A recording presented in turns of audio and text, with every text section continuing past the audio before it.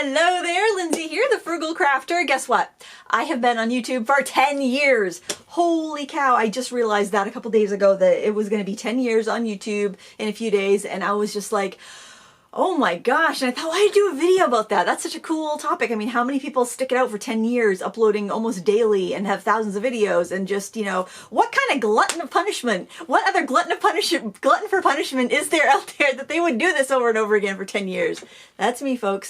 So I thought it'd be fun to do a video, and I was all, so I don't wear makeup every day. I don't do my hair every day. And I thought, well, this is the time to film this video because I had to get some, I had to get a headshot for a client, for Jerry's Artorama. Actually, I have a signature set coming out with them. And, so, you know, this is my, oh, casual, you've just interrupted me in the studio look. You know, I've got paintings scattered artfully around and things of brushes. And yeah, you guys know how it usually looks around here. But I thought, I always think it's so funny, you know, when I see pictures of artists in their studios and they're like, you're wearing a long flowing gauzy dress and they all look, you know, pensive and, you know, all done up and stuff like that. I'm like, oh yeah, she's in a, you know, a sweatshirt and a, you know, a pair of old leggings on any other day.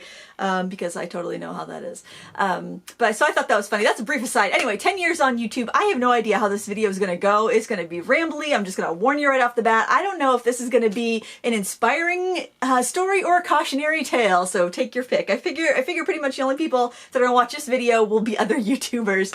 I'm thinking, what is she? Wow, 10 years, man. That's an eternity on YouTube. Or they're going to be like, man, she's still going, huh? Yeah, I am, surprisingly. So 10 years ago, I started this YouTube channel, and I didn't actually start it to be a YouTube channel. The reason why I opened a YouTube account was because I had a blog, and I've had a blog since 2008, sharing craft projects, crafty recipes, cards. I had previously been submitting a lot of art. Well, so this is just going to be a story, I guess, about my life on YouTube and previous. My artistic career story, I guess. So I started off submitting artwork for publications to magazines because at that time I had closed my teaching studio downtown because that's what I used to do. I worked in radio and television for a while. Then I started teaching art classes on the side, got a job as an art director while building up my own clientele, and then eventually quit my job as an art director for a nonprofit and taught full-time downtown until my twins were born. I used to bring my son to work with me when he was a little baby. I had a babysitter that would come down and babysit him when I was teaching. But then when the twins came along, I was on the second floor of a downtown building, no parking. I was just like, I can't do this. It's just too much. So at that time, I had started scrapbooking. There was a wonderful community of young mothers with babies that scrapbooked. And I was finding magazines in stores and really enjoying the artwork that people were putting out because it was a lot beyond like the typical like scrapbook party stuff you might be aware of, like Creative Memories back in the day. These were really artistic, fun, artsy, painterly pages. They were really interesting, and I liked that. And I thought, well, this is good because it's a hobby I can do. It's very practical, and I can meet other young moms because I was feeling kind of isolated being home with babies. And so I started scrapbooking, and then I thought, you know, I could submit my work to scrapbook magazines because, you know, I think it's good enough. And so I started doing that and submitting work to card making magazines and jewelry making magazines and painting magazines. And I started to get stuff published, but there was a lot more submitting than there was getting things published. It took me a year before anything got picked up, and it was actually Necklace got picked up in Bead Trends magazine was my first thing ever, and then I got in the Decorative Painter and Crafts and Things and some of the, you know, other craft publications. But I was realizing that I had so many more ideas than I could ever find magazines to publish them. The magazine industry was okay back then, but you could see that it was not. I mean, the recession was happening, and like around 2008, and it just wasn't great. Magazines were closing, and so I thought, well, if I'm going to be writing all the time, and a lot of these magazines, mind you, did not pay for their content. You know, you'd get a free magazine, and you maybe get a gift certificate to like a bead store, or I mean, some had, you know, small payments. It wasn't anything big, but it was something, and I was really grateful for it. But I thought, if I'm just gonna write for free or write and hope somebody publishes it, why don't I just start my own website, my own blog? So I just basically looked up, I Googled free blogs, and Blogger came up and WordPress came up, and I just decided that I'm going to go with WordPress. I think I might have seen a couple reviews and people said WordPress just had more options, and so I just jumped in, did that, didn't really know anything, and started my blog on WordPress. And I called it The Frugal Crafter, and I was thinking that this would help me either A, get published in more magazines, B, get on some design teams so I could get published in more magazines, because that seemed to be the road to success, would be get on a design team from a craft company or an art company, and then editors would be more likely to take your work on their magazine because they want to keep their advertisers happy. It's kind of a big game. Oh my gosh, it's such a big game. But anyway, so that was kind of my path. The only path I could see, there really wasn't anybody I knew that was doing this, so I just kind of had to find my own way and try to figure out how other people were getting their work published. And then, so I started blogging, and I thought, oh, wouldn't this be a great idea for a book? And since I knew a few magazine publishers that also published books, I pitched the idea of a book called The Frugal Crafter, where I would publish my crafty recipes that I'd compiled over, being a cheapskate artist for the past, decade or whatever, and put them all in a book form. And then people need to make a shimmer spray or an ink dauber or envelope glue or whatever it was that they could just flip through, find a recipe, and be on their way and save all kinds of money. And honestly, I did not hit up every publisher, so I can't even say that like I gave it my best shot. I didn't. I was the publisher I talked to said, listen, to be honest, it's too broad of a category. It won't sell. Publishers want something very specific, and this was at the time when it was like 2008, 2009. Publishing was really getting hit hard by the recession, and it was just too risky of an idea. And so I kind of put that in the back burner, and I'm like, well, I might as well just keep blogging then, because at least people can benefit from this, whether I make any money off of it or not. People can benefit. It gives me something to do, and then when my kids are in school, I can possibly turn this into something or grow this into something a little more profitable. And I kept submitting my work as I was doing that, and getting published in magazines. And then after probably blogging for about a year and a half, I was thinking, man, it's taking me forever to write these blog posts. I wish I could just show people what I meant and just show them instead of tell them. And it would be so much easier, because I used to teach classes. I thought that would be great. So I had a point and shoot camera. It was a Canon, I think it was Canon PowerShot. I think that's what it was called. It was a Canon, and there was a video option on it. So I'm like, I wonder if I could do videos with this. So I think I was sitting here, and I had it like some books stacked up, and I had the camera on some books, just kind of precariously leaning. I didn't have a tripod, or actually I did have a camcorder tripod, but I didn't think to use it for whatever reason. It was too fancy. And I'm like, I'm going to film a video of making a card, and that's what I did. It's called First Card MPEG 4, I think is like the name of it. It's like the first video on my channel. And I shared it on my blog, and I shared it in this little, in the Oriental Stamp Art group that I belong to, because I was using some stamps from one of those companies, and it was Asian themed lucky art, like a lucky Neko cat. And yeah, it was just an easy card. You could only upload under 10 minutes, under 5 or under 10 minutes. There was a limit on the videos back then. I think it was, I don't know, it was 5 or 10 minutes, so I had to be concise. I didn't know how to edit video. I mean, I'd worked in a TV station, and we had to edit news stories sometimes, but it was completely different. You're using tapes, you're using these machines, completely different. And on our computer, my husband had this software. It was Video Studio, just like I use now, but it was by Yuli. This was like, now I think they're up to like 20, and it's owned by Corel, but I think this was like version 3 or 4 or something. And so I used that. It was very lo-fi. It took me quite a while to learn how to use it. I just learned by pressing buttons basically, and I was able to upload it because I couldn't upload the files directly off my camera. There was an incompatibility in the file format, I think. And then I just embedded it on my blog, and I wouldn't have even used YouTube or signed up for a YouTube account, except for with WordPress, it was expensive to add video. I had to get a video upgrade, and I wasn't about to spend any money on this hobby of mine. I'm like, no, I'll see what I can do for free. And I used YouTube, and I didn't even go to YouTube. I always just embedded the file on my blog and just did everything on my blog. I didn't even pay attention to YouTube. And then, it occurred to me that there were comments being left on the YouTube channel, and I thought that was kind of interesting because I never would watch any YouTube. I thought of YouTube as a place for like teenagers and derelicts to, share God knows what. I didn't even want to look. I'm like, I don't know what I want to see what's on YouTube. I figured it would be very illicit and disturbing, so it's like I didn't even want anything to do with YouTube. But it was cleaning up pretty well, and there were other DIY videos popping up, and because I mean at that time, if you needed to fix your oven, you could find a YouTube video on it, and how-to content was doing pretty well because people would search how to make shimmer spray or how to do this or how to do that, and Google was prioritizing videos in search. And so I realized that there were people over there that I was completely ignoring that I didn't even realize were leaving comments and stuff, so I started to pay a little bit more attention to that. Oh, and I was asked to be in the YouTube Partner Program, which is where you could have ads on your videos. And this was after a DIY dewdrop video. I made little dewdrops out of hot glue. Dewdrops are this popular card making embellishment back in the day. They're kind of like enamel dots, and it got really popular, and they said I could put ads on it if I want. So I did, and it made like 20 cents or something like that in a month. I'm like, I'm not doing that. I'm not making people sit through ads. Ironic, isn't that ironic? Because this video will probably be interrupted by like 25 ads. Because for some reason when I'm talking to the camera, YouTube loves to throw lots of ads on those videos. It's very strange. I don't select the mid-roll ads. I just, upload it and let YouTube do its thing because it is part of my income. I'm not gonna lie. But yeah, YouTube loves to like pepper videos like this with tons of commercials, and I have no idea why. And it's probably going to be bad with this election coming up because my audience is primarily adult women, and they, every politician's going to be after you ladies, so you watch out.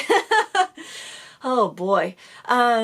Yeah, so and things were growing. So I turned off the monetization. I was still a YouTube partner, but I didn't do anything with it. And then it was probably about a year later, one of my husband's friends at work said, I had this video on how I rebuilt a carburetor and it's made like $100 on ads. Does your wife monetize her videos? Because her channel's much more popular, more active. And so I'm like, I don't expect much, but I turned on ads because I figured, oh, what the heck, you got, 3 little toddlers running around, every little bit helps. And it was startling. I was like, oh my gosh. And I got a check from YouTube that month, and I was like, wow, this could really be something. This isn't just a hobby anymore. And then about a year later, about 2012, my husband had he had a brain surgery, and it was so scary. I was just like, for one, I was like, oh my gosh, my husband has to go have his brain cut open. So that was really friggin' scary. And then I was like, oh my gosh, I've got 3 young kids, and my husband's having his brain cut open, and it's like he's been the breadwinner since I closed my studio. He's been the primary, well, he's always been the primary breadwinner because, an art studio does all right, but it wasn't like, it wasn't, Mike Bloomberg or anything, which will probably be a Mike Bloomberg ad right now because I've said that. But so, I was like, oh my gosh, it's like, what would I do? What would I do if, my husband was gone? I mean, I have to raise 3 kids, so I wouldn't be able to just run out because they were little. It's like, I wouldn't be able to run out and just take any job. And what am I qualified to do? I'm qualified to teach art, and I'm qualified to talk on the radio. Not very high paying professions in rural Maine. So then I was like, well, I've really got to take this YouTube thing seriously because that's the only thing I have going that would really bring in an income. So I started to really take it seriously in 2012.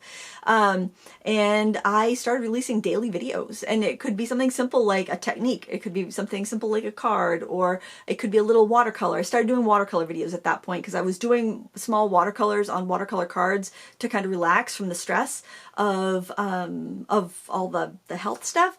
And I was like, oh, this would make a nice video. I wonder if my viewers would enjoy that. I mean, because anybody could paint this. So, maybe card makers that make paper crafts would enjoy making watercolor cards too. So I started putting those videos up, and that's when the channel really took off. And it's funny because some people would be like, well, she's not an artist, she shouldn't be painting, she's just a crafter. I hate that, just a crafter. You hear that all the time. That just drives me bananas because crafters are artists, and they, you don't know anybody's whole story online. You don't know what they did before they had a YouTube channel. You're just judging them from what you know them from when you started to know them. You don't know all of the sweat they put in beforehand. You don't know all the training and all the work that they put in before they turned the camera on. So that just annoys me that the people are so judgmental to people creating online. I see it all the time. It just drives me nuts. I think it drives me more nuts now than it ever did because I've been on YouTube for 10 years. I think you get old and jaded. I got my first gray hair a year ago. I was doing a video and I was watching back at the footage, and I'm like, I have a gray hair. YouTube has given me gray hairs, and I was flipping out. I was flipping out because I put on a few pounds too, and it was a mess. Last year, mess. I was a mess last year. I was like, I'm old and I'm heavy and I don't know what I'm going to do. Oh my gosh, I'm too old for YouTube. I was having a total midlife crisis. I think I've been having midlife crisis for the past couple of years. I'm not entirely sure, but perhaps. And I think it's YouTube's fault. But anyway, so things were going great from 2012 to 2016. Things were growing. My husband's totally fine, by the way. It wasn't a cancerous tumor when they figured out. So Thank God that was all right. But it's scary. It was really scary. And so I was just really motivated to really hustle and make something of this. And companies came to me and asked if I would use their products and make videos with them, sponsored videos.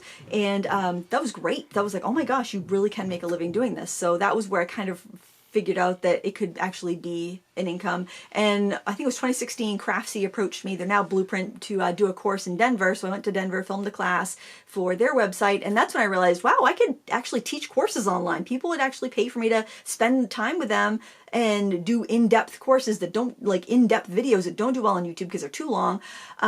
People would actually pay to have that training and to have one-on-one time and personalized critiques and things like that. And I never would have thought somebody would like pay to take a class on the internet. I mean, even though that's how I made a living before the internet, I taught classes in person. So that was really a confidence boost there. And I was going to do another class with them, but they got bought by NBC Universal. And then everything that they hadn't signed contracts on was just thrown out the window. So I was pretty PO'd because I had put aside a month to work on that project and go out and film. And since it wasn't happening, I thought, well, I've allotted this time. I'm going to do my own class for my own school. I didn't have school, by the way. I'm like, I'm going to have school. Revenge really motivates me. Spite. I'm motivated out of spite. Doesn't seem like it would be me? I mean, see, you only see the like sunshine and rainbows. I am motivated by spite. Spite and fear. Isn't that, oh, that's awful. Oh, I never realized that. See, I told you I didn't know how this video was going to go. It could be either inspiring or a dire warning. Cautionary tale. I don't know. So I spent that month making my first course. I didn't even know how to use a teaching platform. I selected Teachable because I had a recommendation from a friend, and that's where I decided to put my class. And it worked out great. I'm very glad that they canceled my class at Craftsy because then it gave me this whole other opportunity, and now I have a bunch of classes, and that's a majority of my income. And it made it so my husband could join the business and quit his job. He does go in like a day a week to still do some work there, which is nice because I like having that diversification. Like if something happened to me, then he would have a foot in the door somewhere too. Because you always have to think about that stuff. It's once you have kids, forget about being carefree, easy breezy cover girl. When you have kids, you are scared all the time because it's all up to you, and the anxiety is flowing today. Actually, it's not flowing today as much as it was a couple days ago when I realized I've been on YouTube for 10 years and what do I have? I don't even have a lousy t-shirt, It'd be too cold down here to wear it anyway if I did. So luckily that happened, and it kind of made it so I didn't have to rely so much on YouTube, which was good because that's when things started to go downhill. I don't know if it's happened to all crafty YouTubers, but 2016 was the best year. 2015, 2016 was the most prosperous year for my channel on YouTube. And I think that trend did I think that was kind of how it was with a lot of how-to channels.